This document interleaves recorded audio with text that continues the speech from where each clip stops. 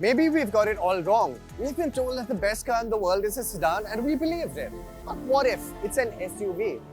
This is the all-new Range Rover and it's got enough improvements to everything to make it a viable contender. Can it though?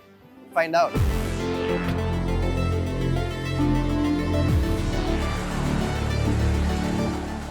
The best car in the world is subjective, of course, but universally accepted criteria for the part are timeless design, luxurious interiors, space, and just intuitiveness. All things that the new Range Rover seems to have covered with a healthy side of go-anywhere abilities that elevates the whole proposition.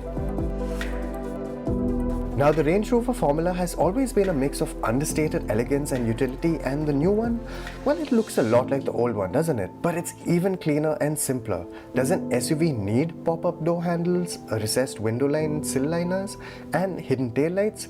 No, but it's sort of like a sculpture in a modern art museum, where when you spot the details and make it what it is, you go, how clever. When you climb into the Range Rover, and yes, you do have to climb into it even when it's at its access height, you're greeted by this wonderfully opulent cabin, which has even got leather up here. Now, this obviously competes with the Bentley Bentaygas of the world, not really the S-Classes. This is probably more like a Maybach.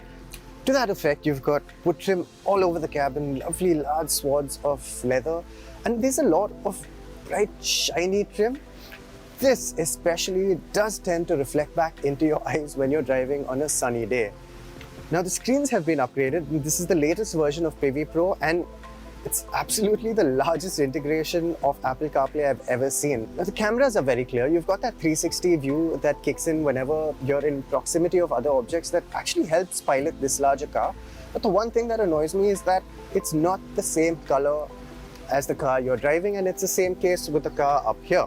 Fortunately, though the screen is large, it doesn't have the climate controls on there. You've got separate controls for it. You've even got a separate control for your audio.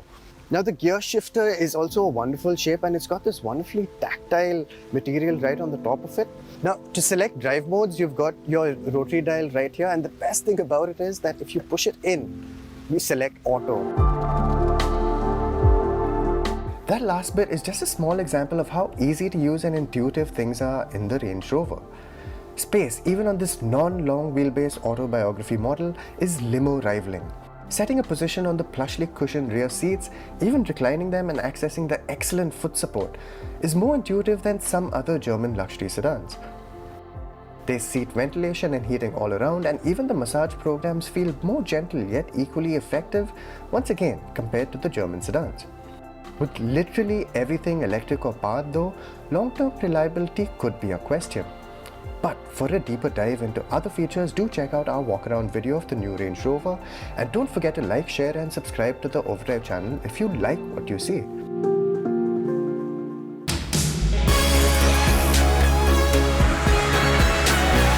Often with cars in contention for that superlative title, you're dealing with a whole lot of real estate. With the Range Rover, you worry a little less about getting your real estate beached on a speed breaker, given the 219 to 295 mm of ground clearance, which is even more than a Defender. But you still have to pilot around a 5-meter long car on a 3-meter long wheelbase, which can make everyday tasks a chore. Now, the Range Rover is available with rear wheel steer for the first time ever. And the rear wheels steer up to 7.5 degrees, and that reduces the turning circle to just under 11 meters, which is like hatchback territory. And where you'll really appreciate that is when you come to maybe your favorite drive-through, where I wouldn't have dared to bring a Range Rover here before, and it would always be a kind of clench your teeth kind of moment. But yeah, you've got the cameras helping you out. And it's the easiest I've ever piloted an SUV this big through this particular drive-through. Now, you also get the full range of engines in the new Range Rover in India. There are 6-cylinder, 3-liter petrol and diesel options which are available with mild hybrid tech. And there's a V8, a 4.4-liter, which unfortunately we're not driving today. We have the D350 with us, which puts out as much power as its name suggests and 700 Newton meters of torque. Now, all these powertrains are mated to an 8-speed automatic, and it's the same automatic that we've experienced in the Defender, and sometimes that automatic can be the chink in this lineup's armor. In this D350, it doesn't feel as pronounced because you've got so much torque to play with in a wider RPM range than the 2-liter petrol that we've driven in both Defender 110 and Defender 90.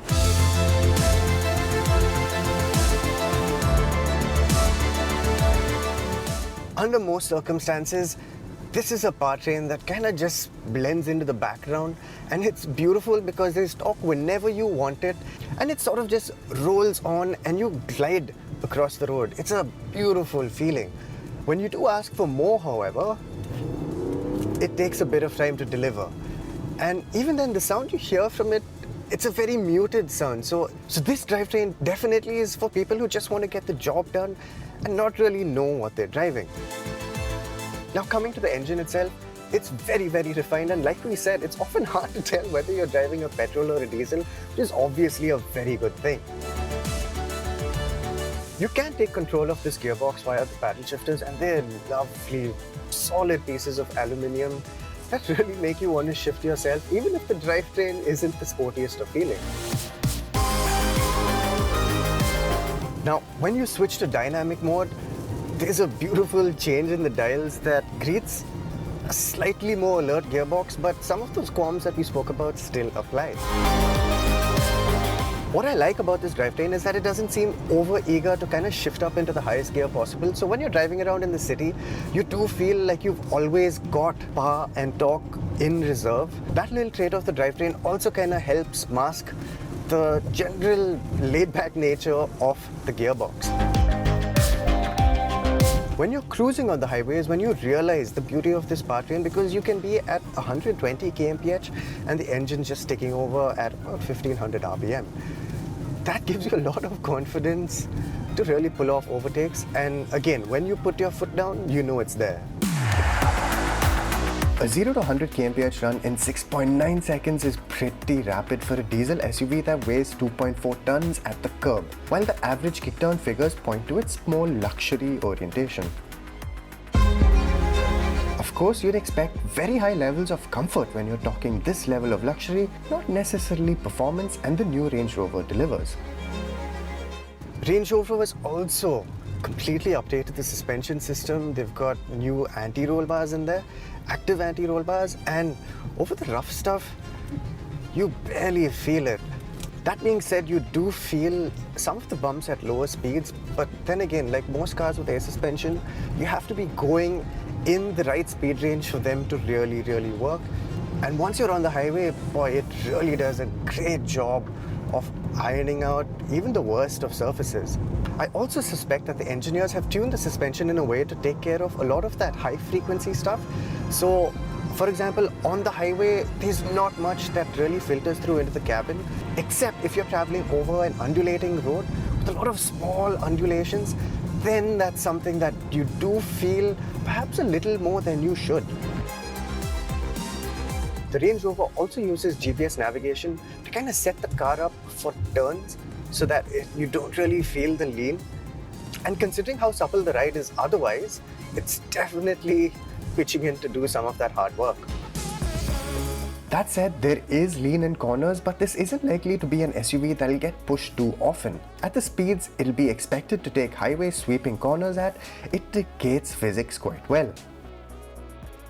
If you were cross-shopping within the Land Rover, Range Rover family, and you were looking at some of the lesser models in the range, well, the Range Rover kind of drives like those cars. The family traits are there, but it just feels like a more polished experience. It's definitely worthy of the flagship tag. But is it worthy of being called the best car in the world? Just for offering everything the luxury limousines do, with the advantage of being able to handle the worst of our roads. The Range Rover certainly earns the tag. Well, perhaps best car in India? That's more fitting.